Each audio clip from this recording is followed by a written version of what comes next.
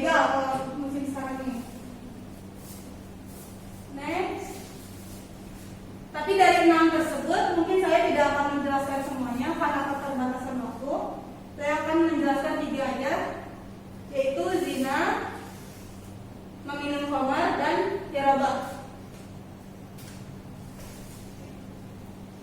Yang pertama zina. Nah, zina sudah diketahui bersama ya, kalau zina itu perbuatan antara laki-laki dan perempuan yang tidak dibolehkan oleh Allah Subhanahu wa taala. Nah, zina juga bisa disebut di sini perbuatan bersenggama antara perempuan atau laki-laki. Jadi hubungan antara perempuan laki-laki yang bukan mahram. Jadi mereka belum menikah. Nah, hukum dari zina itu pasti kita udah tahu, yaitu haram. Nah, sebagaimana sabda sebagaimana Allah berfirman dalam surat Al-Isra ayat 32 yang bunyinya a'udzubillahi minasyaitonirrajim bismillahirrahmanirrahim wala taqrabuz zina innahu kana fahisatan wa sa'a sabila. Nah, artinya itu dan janganlah kamu mendekati zina, sesungguhnya zina adalah perbuatan yang keji dan suatu jalan yang buruk. Nah, di sini disebutkan wala taqrabuz zina dan janganlah kalian dan janganlah kamu mendekati zina. Nah, jangankan zinanya, mendekatinya aja nggak boleh ya. Iya, Bu. Nah, sesungguhnya zina adalah suatu perbuatan yang keji dan sesuatu jalan yang buruk. Dan bisa contohin nggak apa sih yang termasuk mendekati zina? Perbuatan yang mendekati zina. Pacaran, Bu. Nah, pacaran. Jadi di sini mendekati itu seperti pacaran tidak boleh, apalagi berbuat zinanya. Nah, ada dasar hukum penetapan zina. Jadi orang itu bisa dikatakan dia adalah penzina apabila memenuhi 2 syarat ini, yaitu yang pertama adanya 4 orang saksi laki-laki yang adil, yang kedua yaitu pengakuan pelaku penzina. Jadi dulu itu Nabi Muhammad kalau untuk menghukum orang yang berzina itu tidak langsung dihukum, tetapi ada syarat mengapa mereka dihukum. Yang pertama itu harus ada 4 orang laki-laki yang menyatakan bahwa yang adil jika mereka berzina. Lalu yang kedua adalah pengakuan pelaku zina. Jadi si pelaku zina itu mengakui bahwa mereka berzina. Lalu dari situ ada hukuman atau had kepada mereka. Nah, lalu di sini ada macam-macam zina dan hadnya. Zina itu terbagi 2. Yang pertama ada zina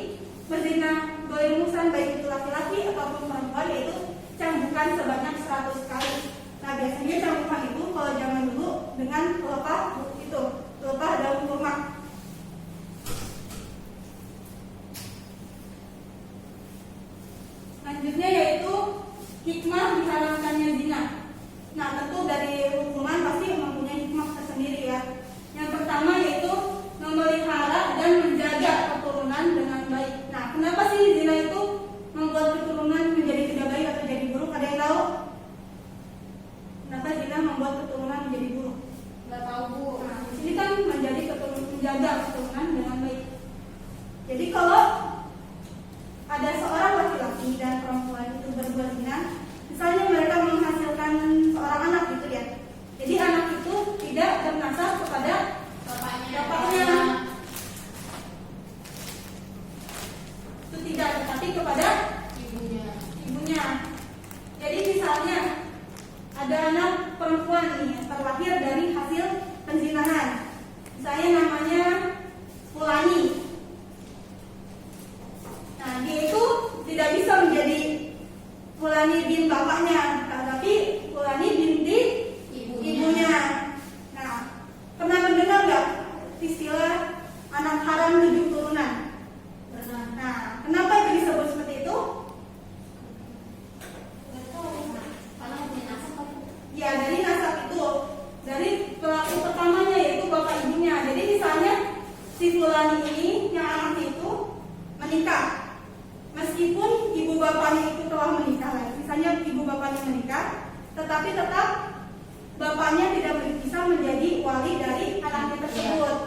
Nah, dari situ misalnya si Fulani itu mau kalau bukan bapaknya yang menikahkan, tetapi tetap bapaknya yang menikahkan. Jadi pernikahan itu sebenarnya tidak sah karena bapaknya itu tidak bisa menjadi walinya.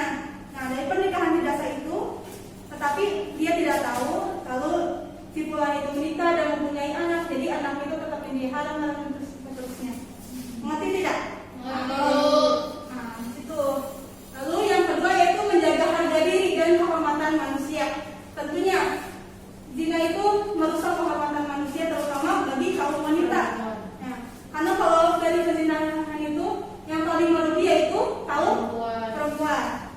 Yang ketiga yaitu menjaga ketertiban dan peraturan rumah tangga. Lalu yang keempat menunjukkan kasih sayang terhadap anak yang dilahirkan dari pernikahan sah. Jadi biasanya anak yang dari perbuatan zina itu kurang kasih sayang dari orang tuanya. Lalu materi selanjutnya itu tentang meminum minuman keras. Ada yang bisa sebutin nggak apa sih minuman keras itu? Wine, Bu. Homer. Terus apa lagi? Vodka. Nah, minuman keras di sini adalah homer. Homer adalah segala jenis minuman atau selainnya yang memabukkan dan menghilangkan fungsi akal. Jadi kalau di sini homer itu tidak hanya minuman, tapi bisa juga makanan seperti ganja, narkoba dan lain sebagainya yang bisa menghilangkan fungsi akal. Yang hilang kesadaran. Hukum homer sendiri yaitu yang pasti yaitu haram. Sebagaimana hadis riwayat Muslim yang berbunyi kullu muskirin khamrun wa kullu muskirin haramun. Setiap yang memabukkan adalah homer dan setiap yang memabukkan adalah haram.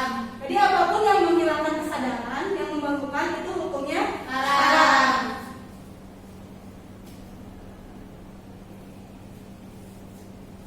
Lalu selanjutnya had atau hukuman dari meminum khamar. Nah, sebagaimana sabda Rasulullah SAW dari Anas bin Malik radhiyallahu anhu dihadapkan kepada Nabi Muhammad SAW seorang yang telah meminum khamar. Kemudian beliau menjilidnya dengan 2 tangkai pelepah kurma kira-kira 40 kali. Ada yang tahu nggak menjilid itu apa? Enggak, Bu. Yaitu mencambuk dengan pelepah kurma sebanyak 40 kali. Itu hadis muttafaq alaih.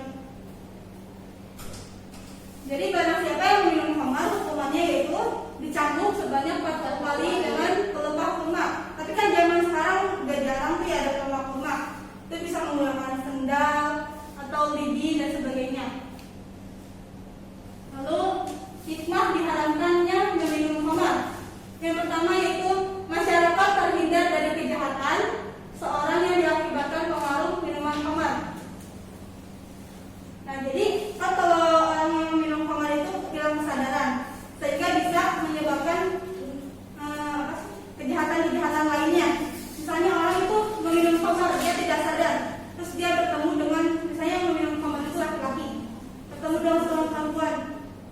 Kemudian si perempuan itu misalnya diperkosa oleh yang meminum khamar tersebut dan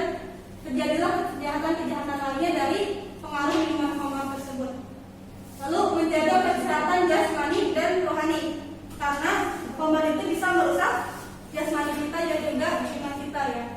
Yang selanjutnya itu masyarakat terhindar dari siksa kebencian dan permusuhan yang dilakukan pengaruh khamar.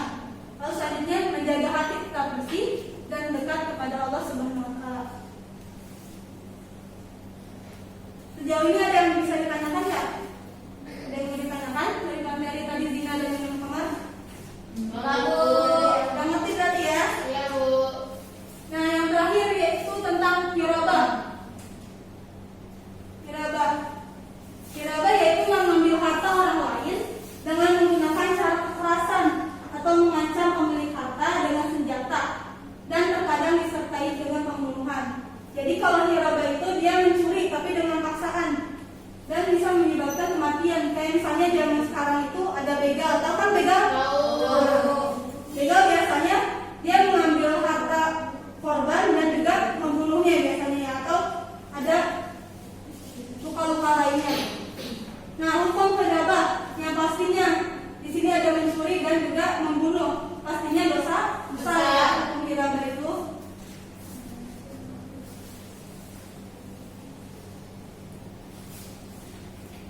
Nah, ada selanjutnya itu had hirabah atau hukuman dari pelaku hirabah. Yang pertama itu jika seorang merampas harta dan membunuhnya, jadi si orang itu udah membunuh terus merampas hartanya juga, dapat hartanya juga, maka hukumannya yaitu hukuman mati kemudian disalib. Yang kedua yaitu jika si perampok itu atau yang melakukan hirabah itu mengambil harta tetapi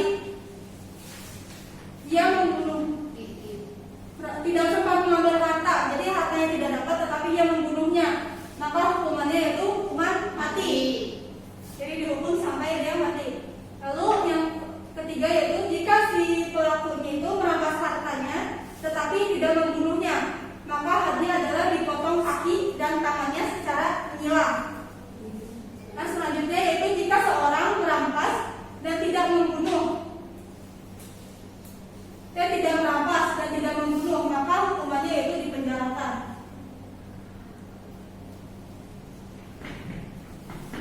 Selanjutnya hikmah dari had hirabah, dari hukuman pelaku hirabah yaitu hikmahnya seseorang tidak akan mudah mengambil barang orang lain. Jadi pencuri itu kan dia udah tahu tuh akibatnya, hukumannya apabila dia mencuri atau melakukan hirabah. Hukumannya itu ada dibunuh, disalib, dipotong tangan dan lain sebagainya. Maka orang-orang itu tidak akan mudah mengambil harta orang lain. Lalu yang kedua, seorang akan memahami betapa hukum Islam benar-benar melindungi hak milik seseorang. Jadi Islam itu benar-benar hukumannya ya melindungi hak tiap orang. Lalu yang ketiga, menghindari manusia dari sikap malas. Jadi dengan adanya had hirabah, orang-orang nggak bakal mencuri, dia akan mencari rezeki dengan cara yang halal. Nah, membuat jerak pelaku sehingga terdorong mencari rezeki yang halal, sama seperti yang ini. Jadi membuat si pelaku itu tidak malas untuk mencari rezeki. Nah, mungkin cukup sekian yang bisa saya sampaikan pada kesempatan kali ini. Mungkin ada yang mau bertanya? Tidak ada ya? Jadi mungkin cukup sekian pertemuan hari ini. Saya sidangkan.